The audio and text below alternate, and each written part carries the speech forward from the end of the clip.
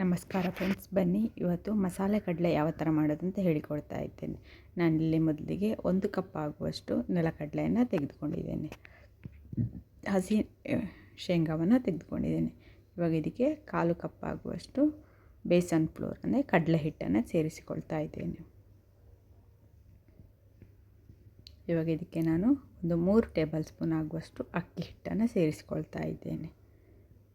ಅಕ್ಕಿ ಹಿಟ್ಟು ಸೇರಿಸೋದ್ರಿಂದ ಕ್ರಿಸ್ಪಿಯಾಗಿ ಬರ್ತದೆ. ಇವಾಗ ನಾನು ಸ್ವಲ್ಪ ಅರಶಿನ ಪುಡಿಯನ್ನು ಸೇರಿಸಿಕೊಳ್ತಾ ಇದ್ದೇನೆ. ಸ್ವಲ್ಪ ಖಾರದ ಪುಡಿ,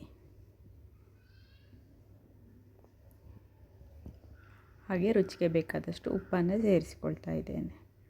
ನೀವು ಜೀರಾ ಪೌಡರ್, ಕೊರಿಯಾಂಡರ್ ಪೌಡರ್ ಎಲ್ಲ ಸೇರಿಸ್ಕೋಬೋದು. ಹಾಗೆ ಫುಡ್ ಕಲರನ್ನು ಸಹ ರೆಡ್ ಕಲರ್ ಬೇಕಿದ್ದರೆ ಸೇರಿಸ್ಕೋಬೋದು. ನಾನು ಯಾವುದೇ ಕಲರಲ್ಲಿ ಸೇರಿಸ್ಕೊಂಡಿಲ್ಲ.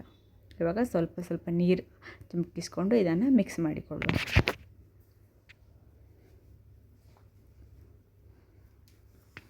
ನಿಮಗಿಲ್ಲಿ ಹಿಟ್ಟು ಕಮ್ಮಿ ಅಂತ ಅನ್ನಿಸ್ತಿರ್ಬೋದು, ಆದರೆ ಇದು ಕಲಸಾಗುವಾಗ ಕರೆಕ್ಟಾಗಿ ಬರ್ತದೆ. ಸ್ವಲ್ಪನೇ ನೀರು ಹಾಕಿ ಮಿಕ್ಸ್ ಮಾಡಿಕೊಳ್ಬೇಕು. ನೋಡಿ, ಇವಾಗ ಆಗಿದೆ. ಈ ಹದದಲ್ಲಿದ್ದರೆ ಸಾಕು. ನೋಡಿ, ಮೇಲಿಂದ ಈ ಥರ ಬೀಳಬೇಕು, ತುಂಬ ದಪ್ಪನೂ ಇರಬಾರ್ದು. ನೀವು ಬೇಕಿದ್ರೆ ರೆಡ್ ಕಾಶ್ಮೀರಿ ಚಿಲ್ಲಿ ಪೌಡರನ್ನು ಸಹ ಸೇರಿಸ್ಕೋಬೋದು. ಈಗ ಎಣ್ಣೆ ಕಾದಿದೆ, ಇದಕ್ಕೆ ಇವಾಗ ಒಂದೊಂದೇ ಬಿಟ್ಕೊಳ್ಳುವ. ಹಿಟ್ಟು ಸ್ವಲ್ಪ ನೀರಾಗಿದ್ದರೆ ಬಿಡಲಿಕ್ಕೆ ಸ್ವಲ್ಪ ಸುಲಭ ಆಗ್ತದೆ. ಈ ಥರ ಜಾಯಿಂಟ್ ಆಗಿದ್ದರೆ ಅದನ್ನು ಸೌಟಿನ ಸಹಾಯದಿಂದ ಬಿಡಿಸ್ಕೊಳ್ಬೇಕು.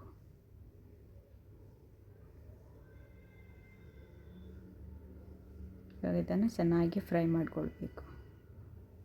ನೋಡಿ, ಇಷ್ಟಾದರೆ ಸಾಕು. ಇವಾಗ ನಾನು ತೆಗಿತಾ ಇದ್ದೇನೆ.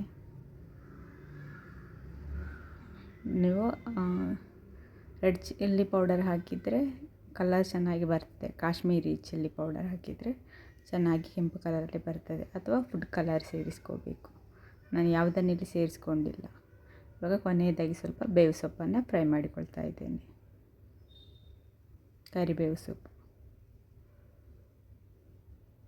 ಇದಷ್ಟೇ ಗಾರ್ನಿಷ್ ಮಾಡಲಿಕ್ಕೋಸ್ಕರ ಫ್ರೈ ಮಾಡಿಕೊಂಡಿದ್ದೇನೆ.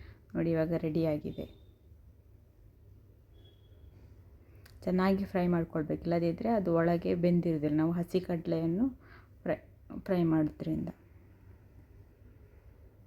ನೋಡಿ, ಇದು ಚೆನ್ನಾಗಿ ಕ್ರಿಸ್ಪಿಯಾಗಿ ಬಂದಿದೆ. ನೀವು ಸಹ ಒಂದ್ಸಲ ಟ್ರೈ ಮಾಡಿ ನೋಡಿ. ವಿಡಿಯೋ ನೋಡಿದ್ದಕ್ಕಾಗಿ ಧನ್ಯವಾದಗಳು. Thank you.